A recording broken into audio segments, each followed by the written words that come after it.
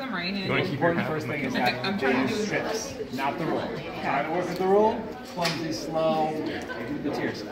This, however, is fast and flexible. Now, straight lines are obviously the easiest thing, but there'll be very few straight lines, practically none in this, whatever they make. So we need to curve it. To curve it, both hands will mirror each other. That's the critical thing. I'm turning, I'm pushing, I'm turning, I'm pushing, I'm turning, pushing. Every time I turn, this is crease are full. I'm pressing flat to the wall. This is always loose. Thumbs right next to each other, same thing, but I have even more control and I can make the tape go wherever I want. The tape rips into small pieces really easily. So these little guys are what we can use to make any drawing look nice. Line variation, details. So if someone is drawing and they are still interested but not sure what to do, details. And you can emphasize that this is a three-dimensional medium. So you may have people who want to explore what they can do sculpturally.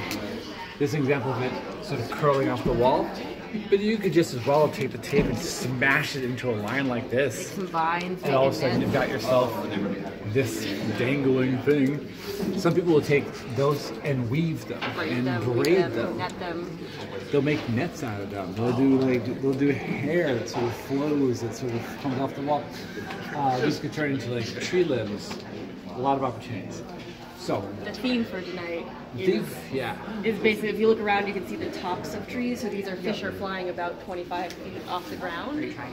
So the idea is that if they're drawing something, to sort of put it up in the air. So they can start by drawing. They can do tree limbs if they want to like jump in on a tree. They can leaf a tree. They can do other flying fish, big or small. Balloons, clouds, butterflies, anything sort of up in the air. People inside a tree. Yeah, so that's sort of the general theme. Flying fish. The other thing to keep in mind is that you can build things here and move them. And this is a really important because that means that they can hang out with each other and socialize. Here's a basic foundation for a butterfly. And let's say I throw some simple antennae on there. Weird. But this thing then moves. And you can say, you can put this anywhere else. It's a lot of room. Find a place that you like, and we'll just go ahead. Okay.